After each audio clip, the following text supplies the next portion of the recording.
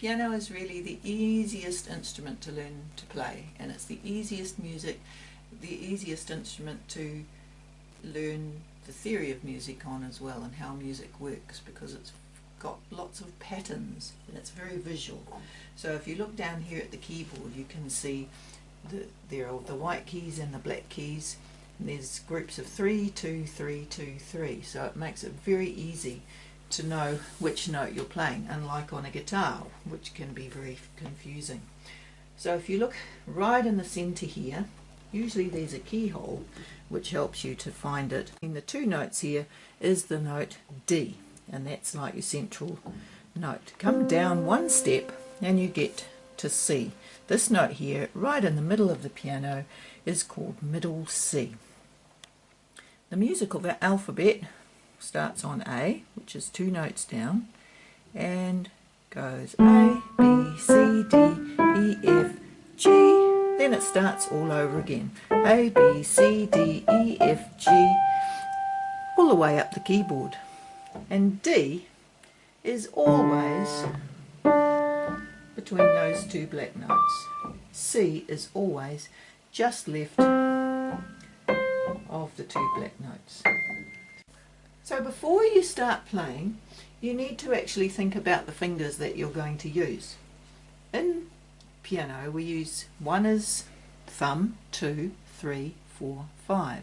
So we're going to rest our fingers there, and always make sure you've got a little concave underneath, as if you're holding a very small tennis ball or a handball under your hands like that. And we're going to go 1, 2, 3, 4, 5, using those 5 fingers. If we were going to say the notes, we would go C, D, E, F, G. If we go up C, D, E, F, G, A, B, C, that's what's called a C major scale. And in Western music, a scale is what all music rests on, whatever kind of scale it is. Today we're just going to work with the C major scale. So we're just going to try that C scale again. C, D, E, F, G, A, B, C.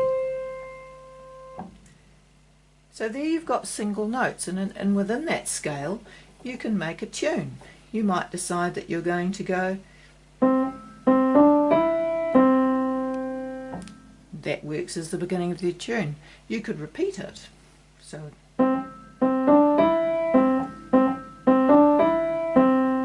now what I can do with that melody is I can take it up a step and start on the D, do exactly the same thing.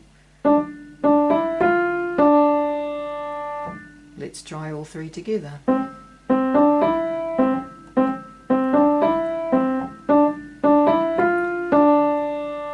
Then we can just bring it down to finish it off,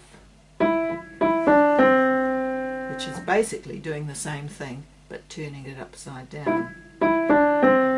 And we've made ourselves a tune just on 3 notes, 4 notes.